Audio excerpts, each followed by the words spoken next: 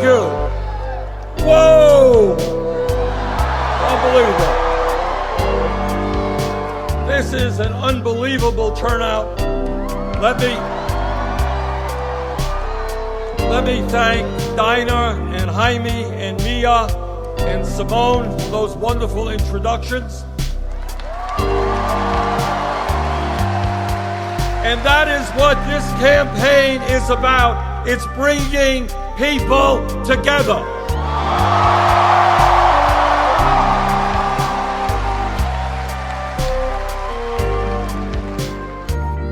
We began this campaign all of 3.5 months ago, and the momentum, as you can see tonight, has been nothing less than extraordinary. Thank you for being here.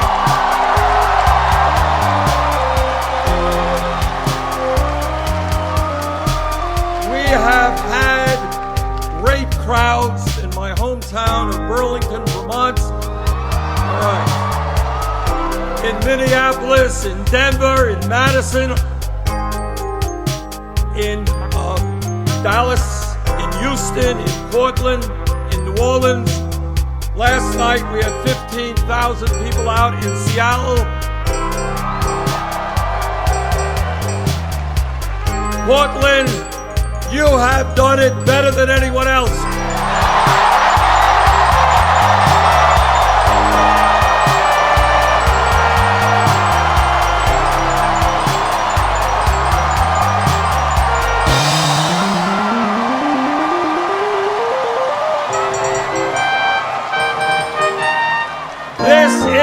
By far, the largest crowd, 20,000 people. Thank you.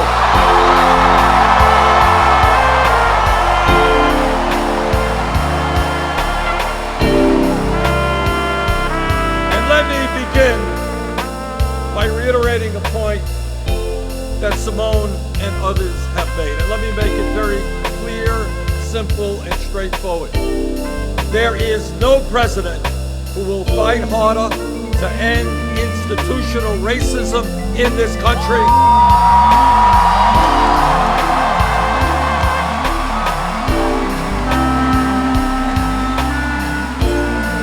And to reform our broken criminal justice system.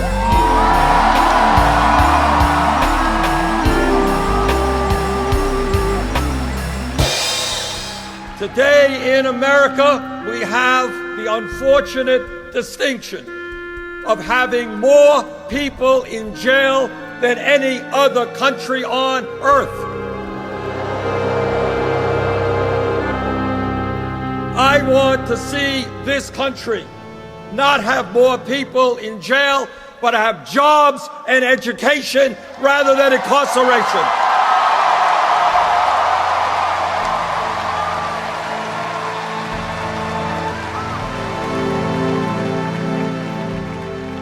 Brothers and sisters, this country today faces more crises than in any time since the Great Depression of the 1930s.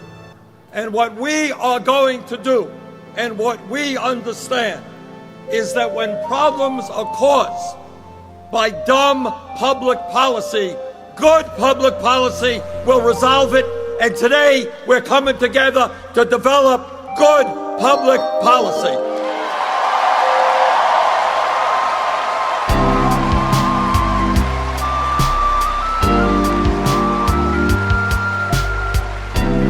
And today we say, loudly and clearly, that this great nation belongs to all of us, not just a handful of billionaires.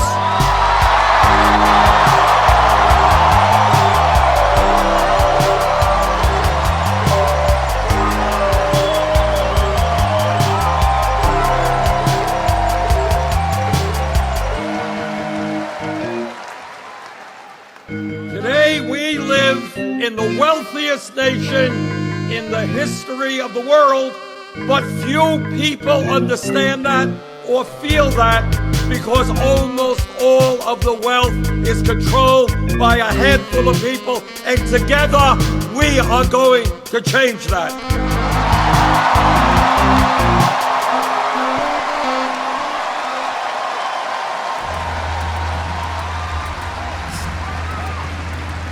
Our country today has more income and wealth inequality than any other major country on earth, and the gap between the very rich and everyone else is worse today than at any time since 1928. In my view, the issue of wealth and income inequality is the great moral issue of our time.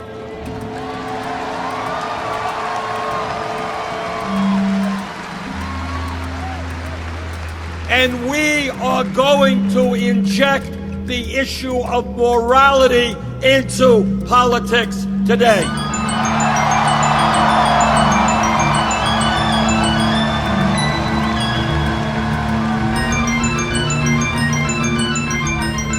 There is something profoundly wrong when the top 0.1% owns almost as much wealth as the bottom 90%.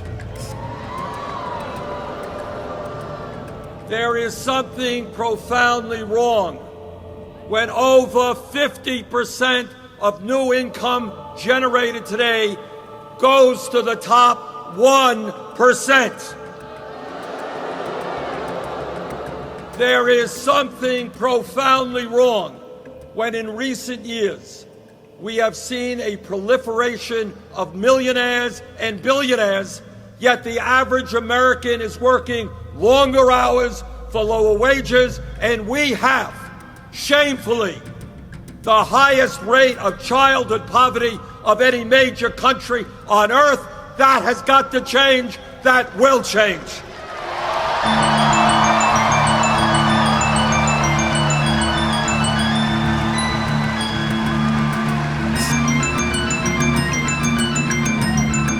This campaign is sending a message to the billionaire class.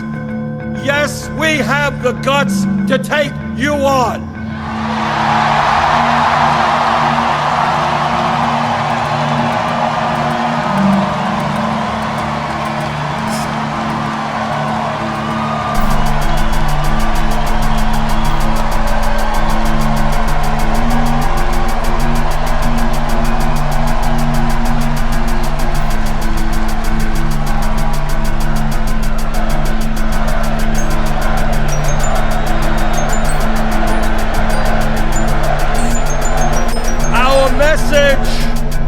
Our message is to the billionaire class: you are not going to continue to get huge tax breaks where children in America go hungry.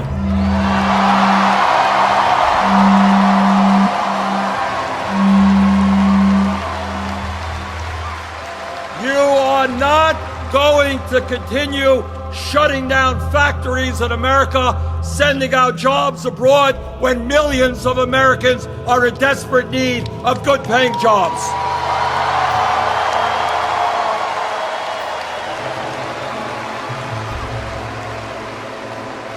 You are not going to continue to hide your billions in profit in the Cayman Islands and Bermuda when we have enormous unmet needs here.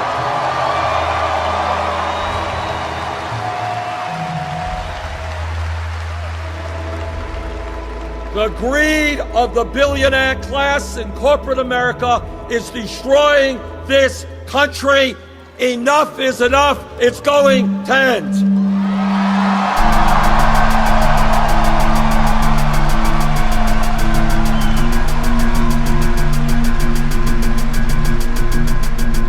But when we talk about the economy, it is not only the grotesque level of income and wealth inequality. It is the tragic reality that in this great country, the middle class, once the envy of the entire world, has been disappearing for the last 40 years.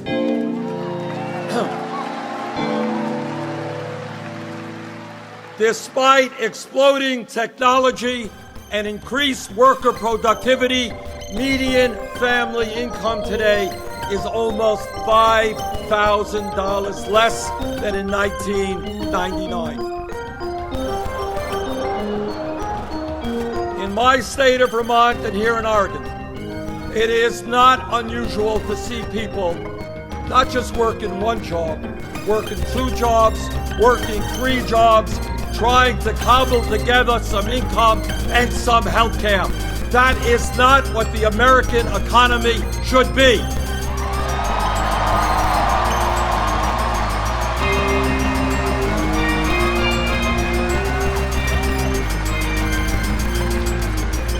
We need an economy that works for working people, not just billionaires.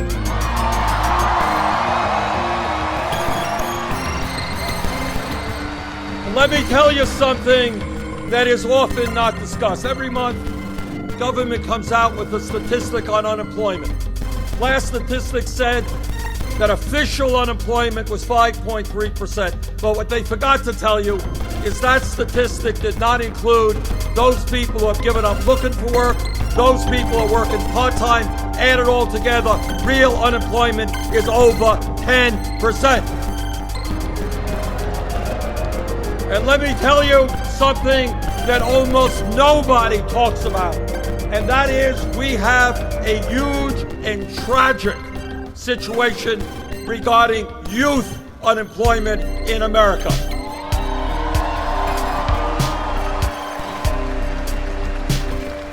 Last month, I asked the Economic Policy Institute to do a study to find out what real youth unemployment and underemployment was in America. And this is what they came up with. For kids who are high school graduates between 17 and 20, if you're white, real unemployment, 33%. If you are Hispanic, real unemployment, 36%. If you are African American, real unemployment for those kids, 51%. We cannot turn our backs on an entire generation of young people.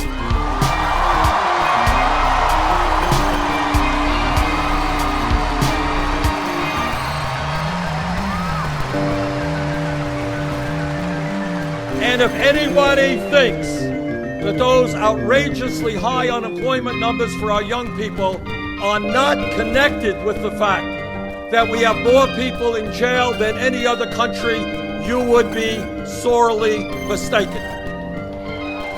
So my view is that instead of investing in jails and incarceration, what about jobs and education for the young people?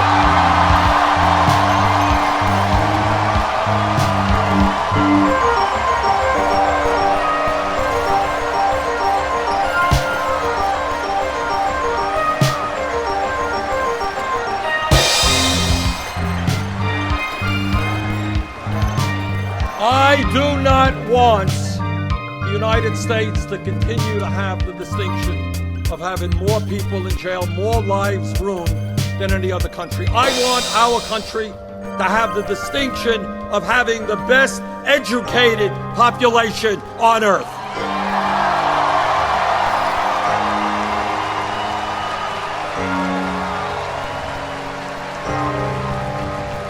And when we talk about the economy, let us be very clear.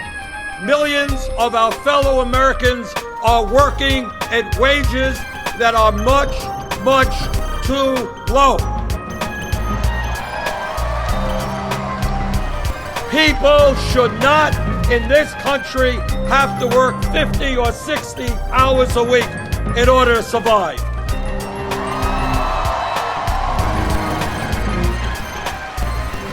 The federal minimum wage of $7.25 an hour is a starvation wage.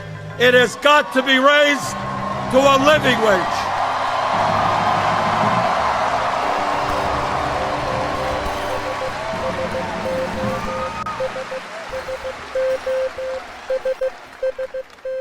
I applaud those cities, Seattle, Los Angeles, and others who have raised the minimum wage to $15 an hour.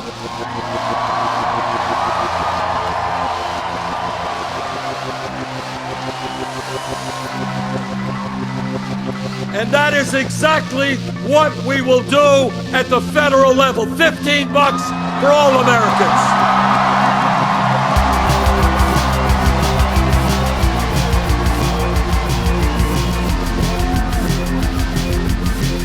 Brothers and sisters, it is not a radical idea to say that in this country, if somebody works 40 hours a week, that person should not be living in poverty.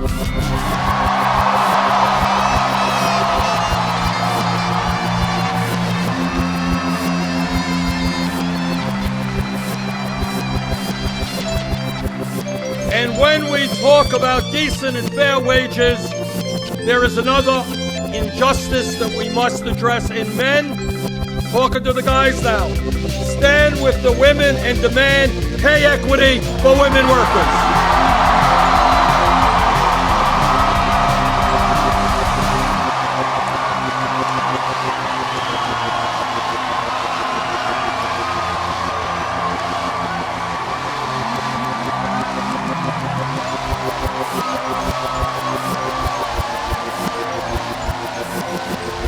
There is no defensible reason why women are making 78 cents on the dollar compared to men. That has got to change.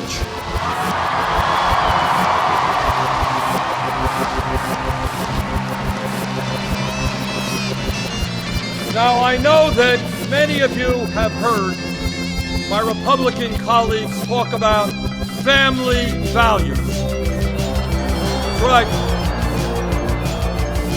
They just love families. But you and I know what they mean by family values. What they mean is that women in this country should not be able to control their own bodies, and I disagree.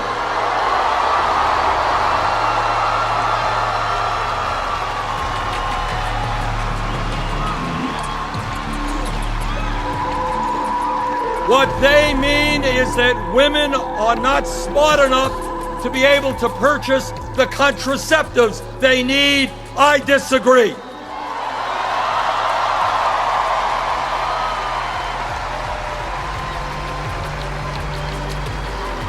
And what they also mean when they talk about their family values is that our gay brothers and sisters should not be able to marry or enjoy all of the benefits of citizenship. I disagree.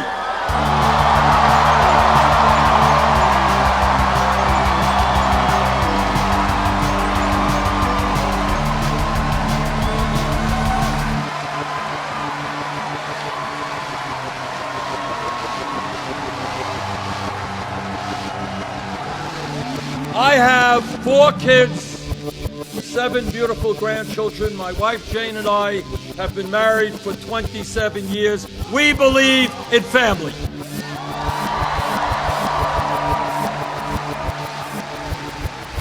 But our view of family values is just a little bit different than the Republican view. In my view, when we talk about family values, we must end the international embarrassment of the United States of America being the only major country on earth that does not guarantee workers paid medical and family leave.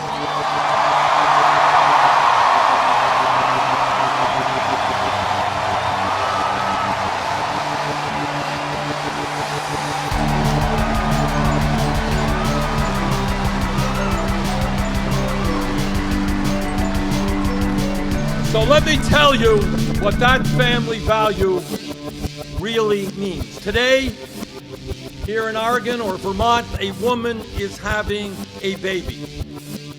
That is an enormous day for that woman, for the dad, pretty big day for the baby as well.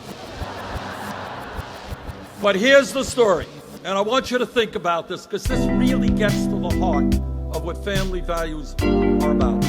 If that woman and that family have sufficient income, she will be able to stay home for weeks and months to love that new baby, to bond with that baby, And that is maybe the most important thing that a human being can do.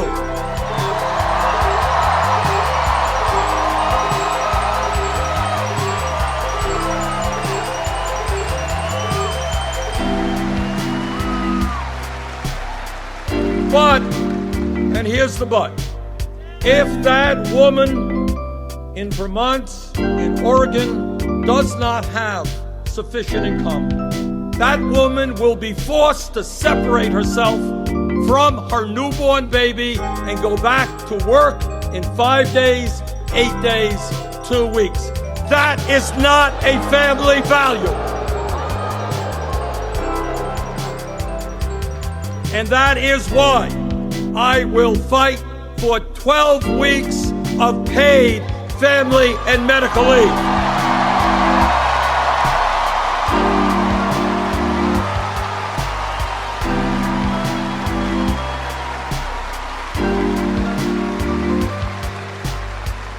Allowing a mom and a dad to know their newborn baby is a family value if that expression means anything.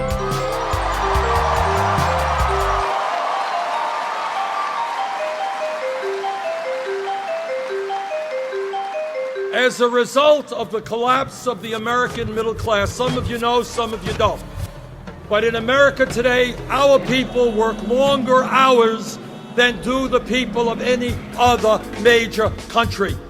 85% of men working more than 40 hours, 65% of women working more than 40 hours. And yet, there are new jobs being offered every day that have zero paid vacation.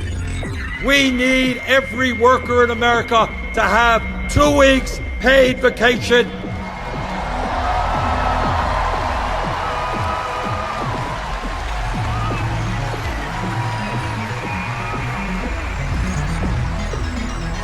And we need paid sick leave for every American worker as well.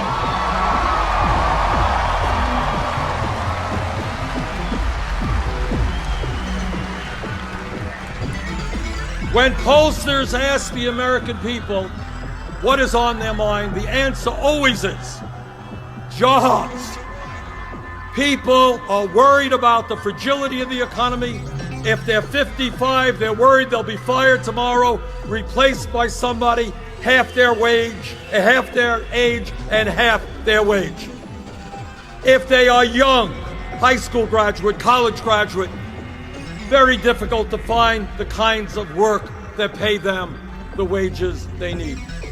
In my view, we need a major federal jobs program.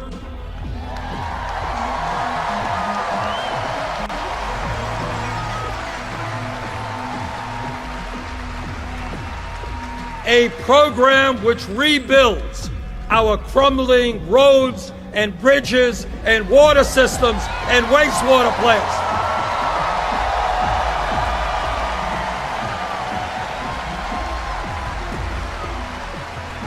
In America, our infrastructure should not be collapsing. We have introduced legislation, $1 trillion over 5 years, creating up to 13 million decent-paying jobs.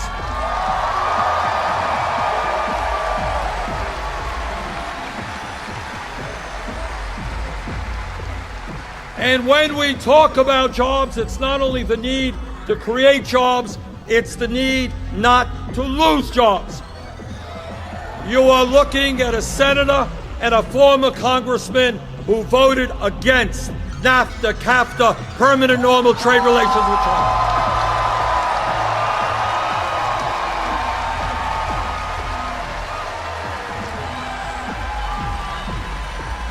And I will help lead the effort against the disastrous Trans-Pacific Partnership.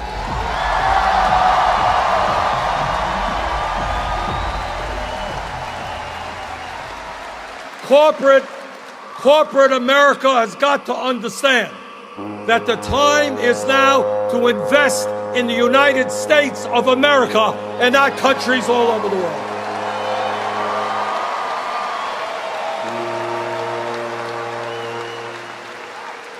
And brothers and sisters, when we talk about greed, when we talk about arrogance, when we talk about thievery, these are just some of the words to describe what goes on in Wall Street.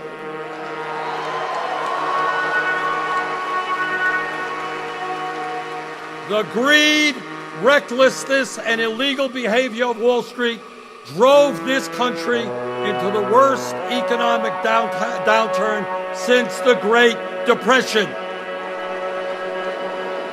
And today, I find it interesting, by the way, that we see kids getting criminal records for having marijuana, but the CEOs of these large institutions get away with nothing.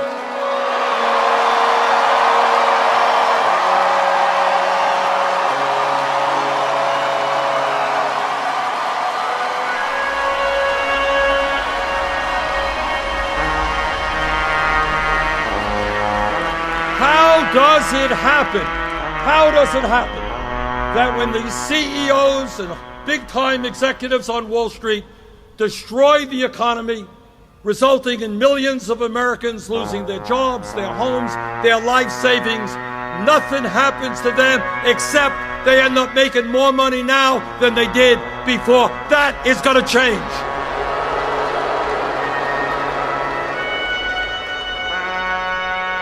The truth is today that most of the major financial institutions are bigger now than they were when we bailed them out because they were too big to fail. In my view, number one, we have got to reestablish Glass-Steagall.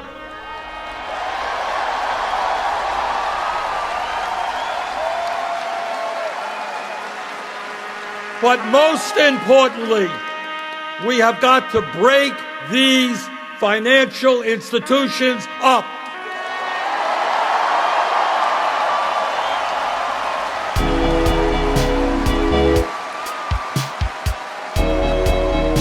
If a bank is too big to fail, that bank is too big to exist. Break them up.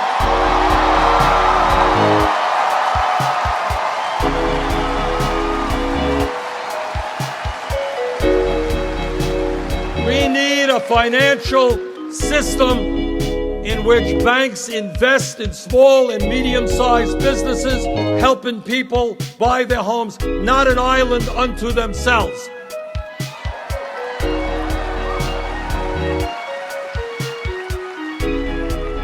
My friends, let me be as blunt as I can and tell you something that I think most of you already know.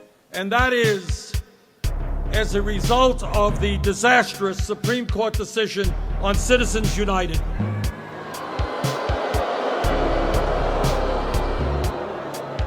as a result of that decision, the American political system has been totally corrupted, and the foundations of American democracy are being undermined.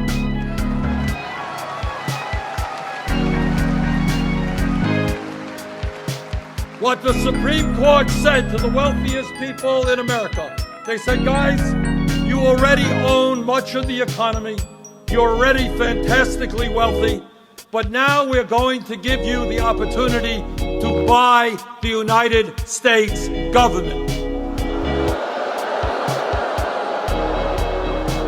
And that is exactly what they are about to do if we do not stop them.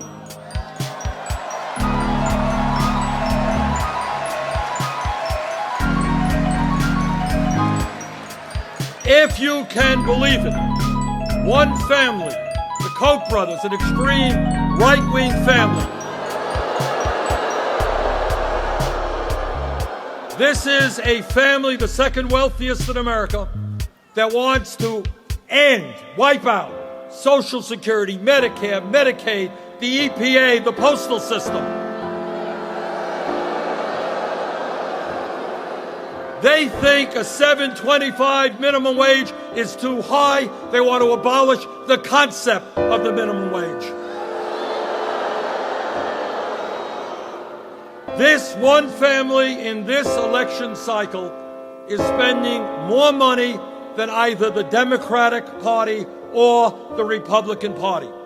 When you have a multi-billionaire family spending more money than either of the two major political parties, that is not democracy, that is oligarchy, and that has got to end.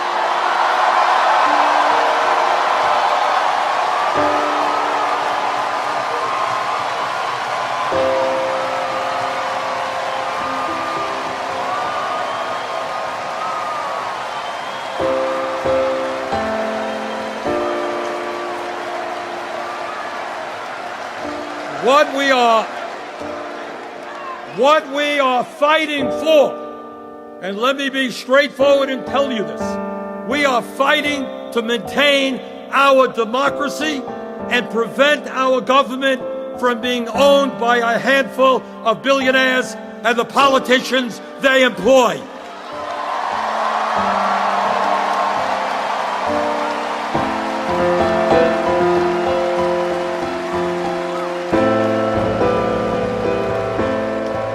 I have made very few campaign promises during this campaign, but I want to repeat one promise to you that I have made, and that is my nominees to the U.S. Supreme Court will in fact have a litmus test, and that test will be that they will have to tell the American people that their first order of business on the Supreme Court will be to overturn Citizens United.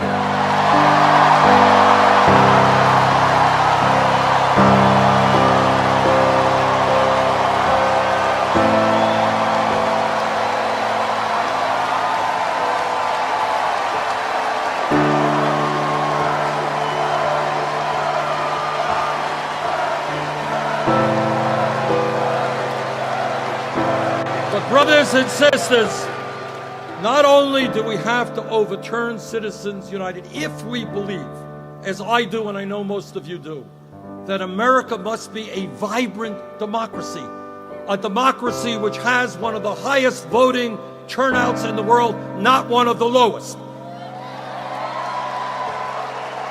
A democracy in which any person in this arena tonight, regardless of his or her political views, you're progressive, conservative, moderate, no matter what you are, I want you to be able to run for office without begging billionaires for campaign contributions.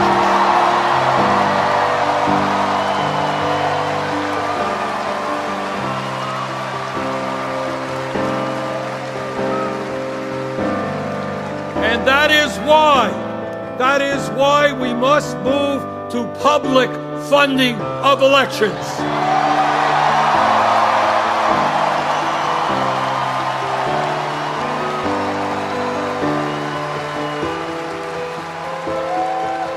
And when we talk about democracy, I want to touch briefly on another issue. A few days ago, I was at an event with Martin Luther King III and the Southern Christian Leadership Conference, one of the important civil rights groups in America.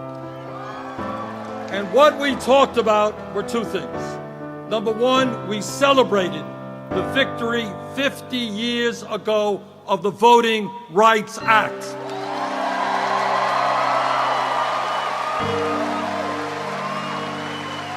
And what the Voting Rights Act did is it said that every American, regardless of the color of your skin, will have the right to vote.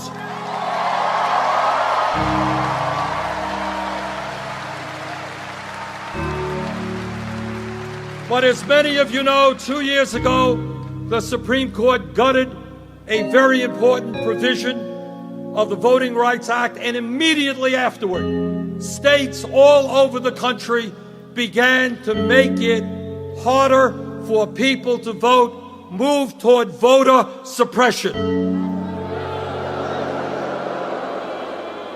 Now, in my view, voter fraud is a very serious crime, and people who commit it should be punished. But the good news is there is almost no voter fraud in America.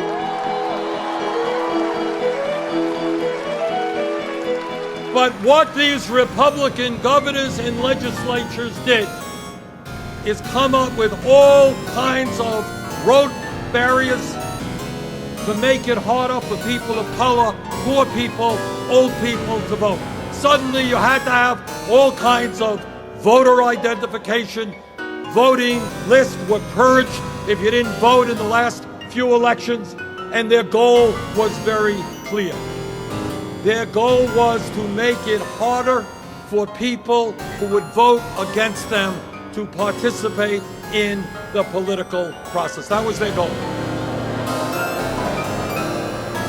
You know, I am a politician and I've run in a lot of elections. I've won many, I've lost some.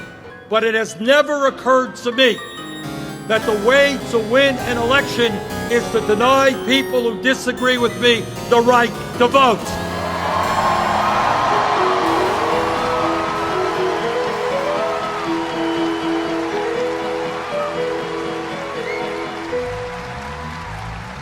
And let me be as clear as I can be. Those people who don't have the guts to run on their ideas, who think the only way they win an election is by denying people who disagree with them the right to vote, are cowards.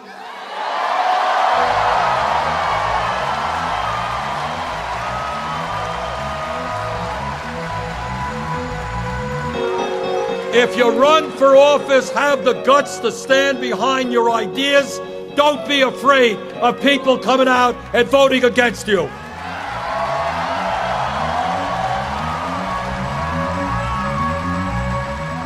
And as president, one of my highest priorities will be to end all of this voter suppression. We'll pass universal voting rights so that everybody, when they are 18, will be able to vote.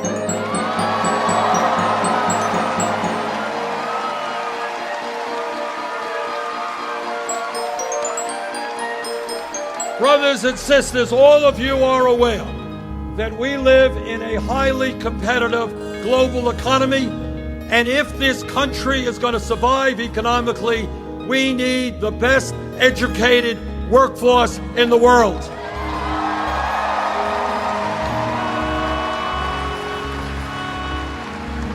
And today, what is going on with regard to higher education is a national disgrace. We have in America today hundreds of thousands of bright young people, people who have studied hard, people who are qualified to go to college. But they cannot go to college for one reason. Their family lacks the money. And that is wrong. It is not only unfair to those young people who want the opportunity to become doctors and engineers and teachers, but it is dumb if we're concerned about the future of our economy.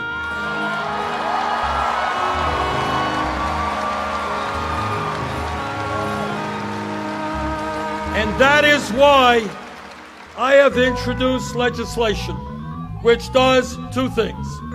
First, it says that every public college and university in America will be tuition free.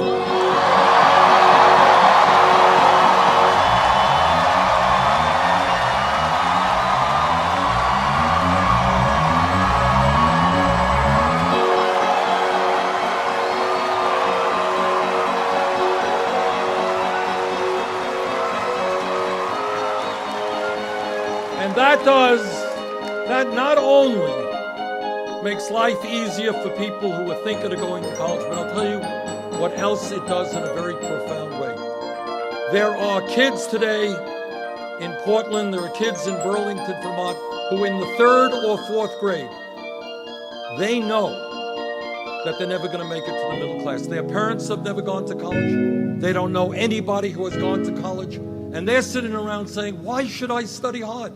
What difference does it make? Who cares if I drop out of school or not? When we tell every kid in America that if you study hard, you take school seriously, you will be able to go to college, that will revolutionize education in America.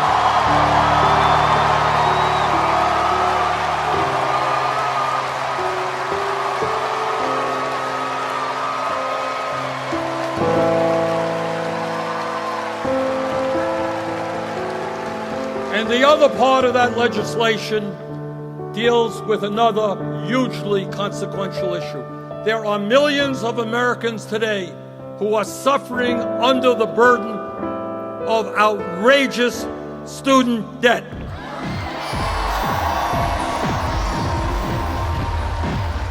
And some of them are here tonight.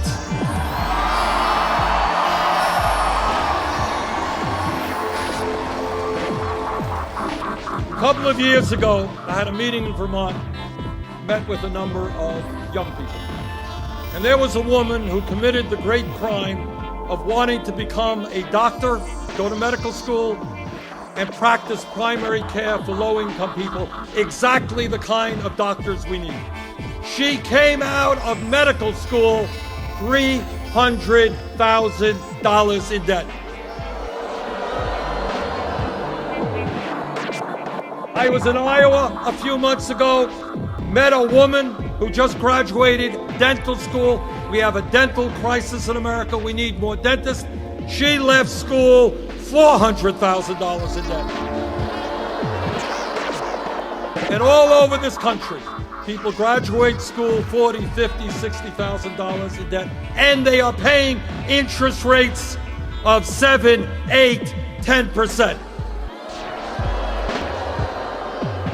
Now, I don't understand how someone can refinance their home today at 2 or 3% and somebody is paying 10% interest rates on student debt.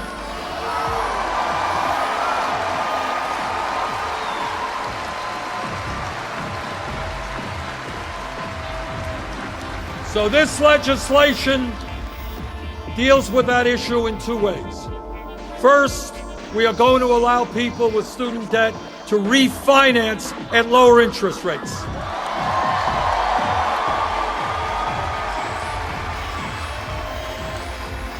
Second of all, we're going to get the government out of profiteering on student loans.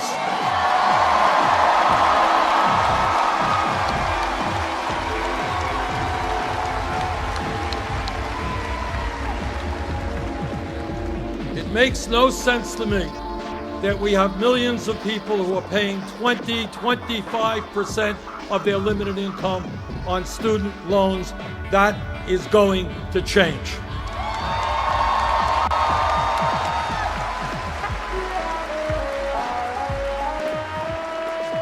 When we talk about our responsibilities as human beings, as people who inhabit this planet, as caretakers for the earth, we must understand that we have a moral responsibility to leave this planet habitable for our kids and our grandchildren.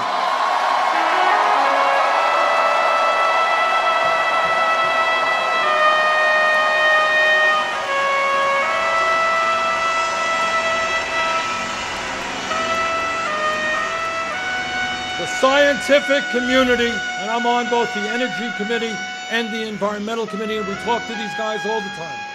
They are virtually unanimous in telling us climate change is real, it is caused by human activity, it is already causing devastating problems, and we have a small window of opportunity to transform our energy situation and our energy system before the situation becomes much worse.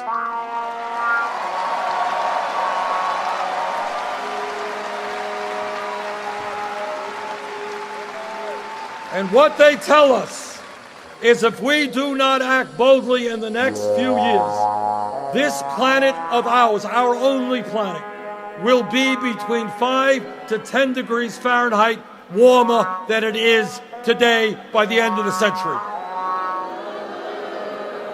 And what that means, picture what it means: more drought, more flood, more extreme weather disturbances, more rising sea levels, more acidification of the ocean, more international conflict as people fight for limited resources of water and land.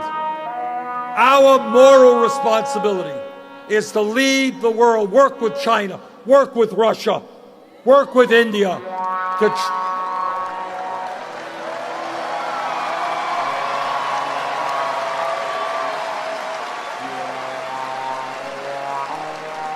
to move our energy system away from fossil fuel to energy efficiency and sustainable energy.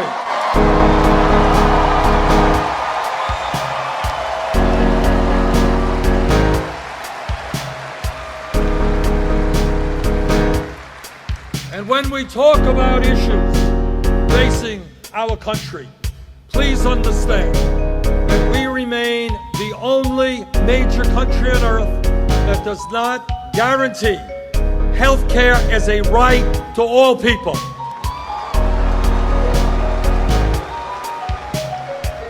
The Affordable Care Act has made some progress, but 35 million still have no health insurance and more are underinsured with high deductibles and high copayments. It is my view that health care is a right for all people.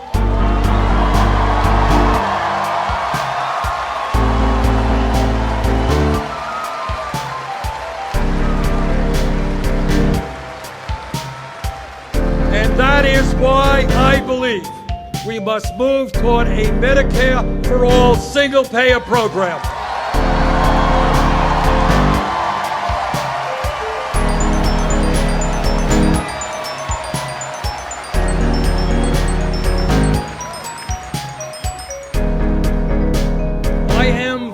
Ranking member of the Budget Committee, which means I lead the Democrats in opposition. And let me tell you a word. It's important that you know what the priorities are of the Republican Party.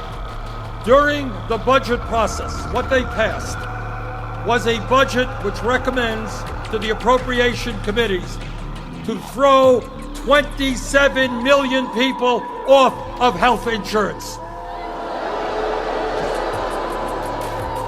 And when you ask them what happens to those people who no longer can get the Affordable Care Act or Medicaid, how many will die?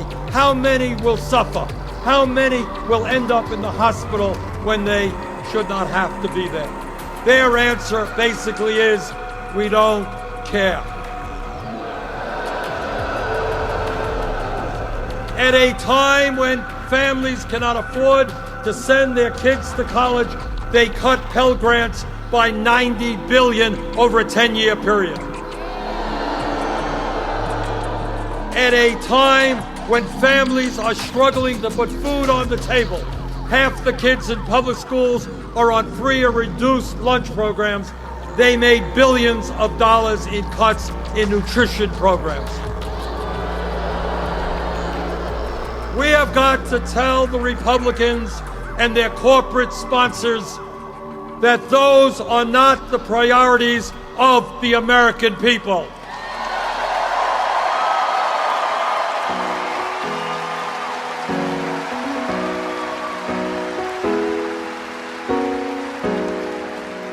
We are not going to cut Social Security. We are going to expand Social Security.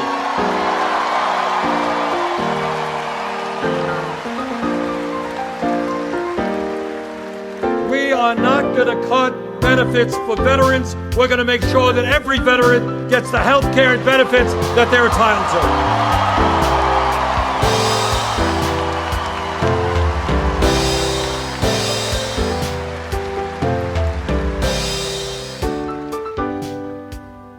What this campaign is about is bringing people together for a political revolution.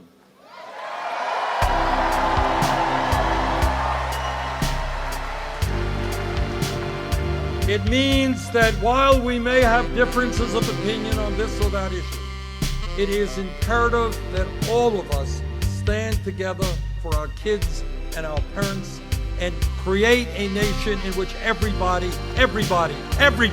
lives in dignity.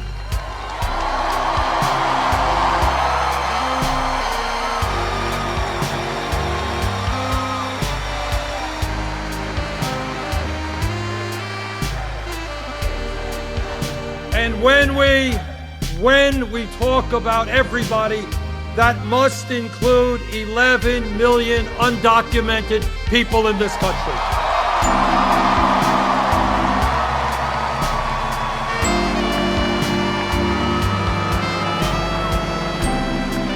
These people can no longer live in the shadows, can no longer be exploited, can no longer have their families divided.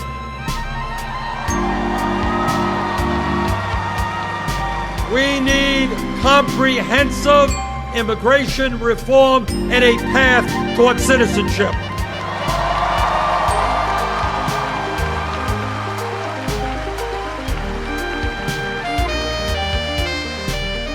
All of you know that this world is a crazy and dangerous world. We see horror after horror. We see what ISIS does. We see what the barbarity, the conflicts, people getting blown up all over the world. And nobody, I can assure you, has a magical answer to solving these issues.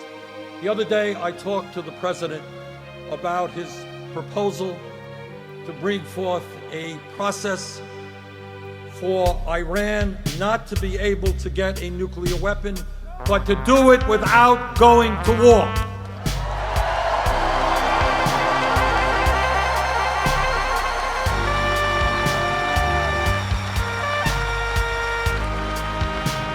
I am the former chairman of the Senate Veterans Committee, and I learned a lot. I learned a lot about the cost of war. I learned that just recently, in Afghanistan and Iraq, we lost 6,700 brave men and women. I learned and met with men, women came home without limbs, without arms, without eyesight, without hearing. I spoke to some of the 500,000 people who came home with PTSD or traumatic brain injury. The cost of war is real. It is terrible. I believe that war should be the last resort, not the first resort.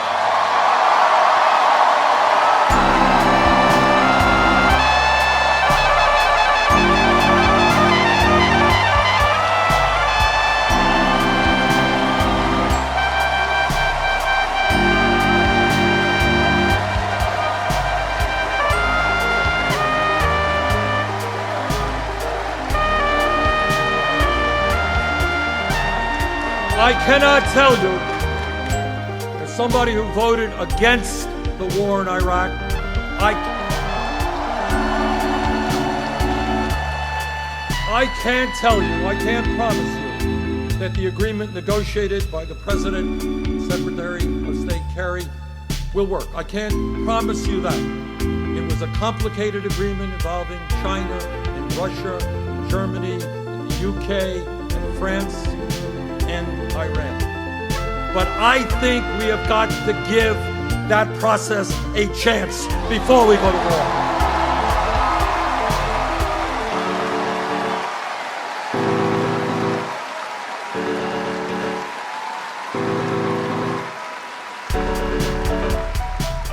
Let me close by begging you to think big, not small.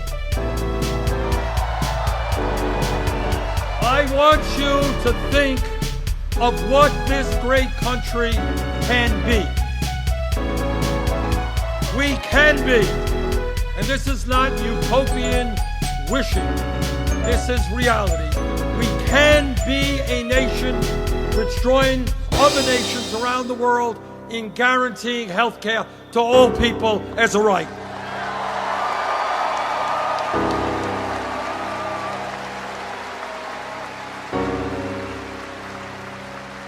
We can be a nation in which working parents go to work They know that their babies and their kids are in quality, affordable childcare.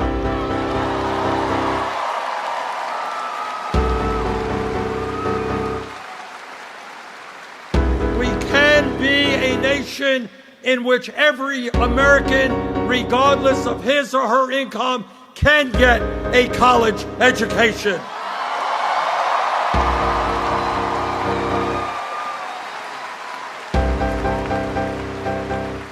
We can be a nation, not where seniors today who are living on $12,000, $13,000 a year cannot afford their medicine or to heat their homes. We can be a nation in which every senior lives out their lives in dignity and security.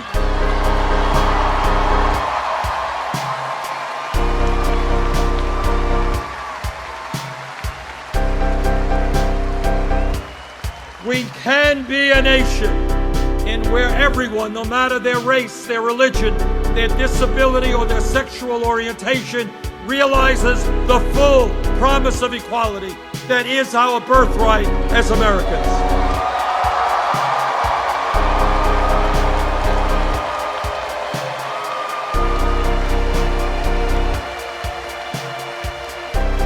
Brothers and sisters, this is the nation we can create when we stand together and not let people divide us.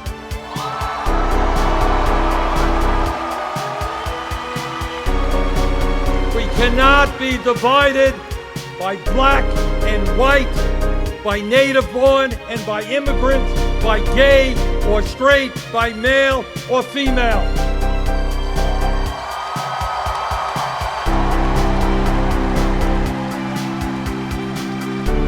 They have unlimited sums of money.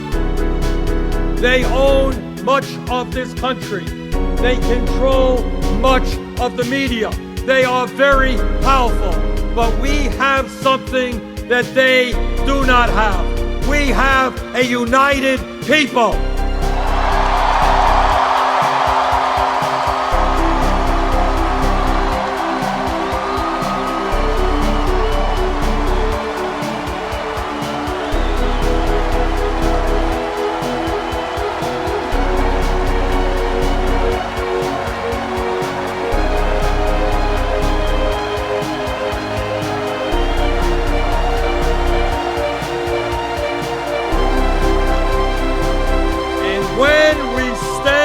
Together, not let little things divide us up. When we stand together, when we say enough is enough, this country belongs to all of us.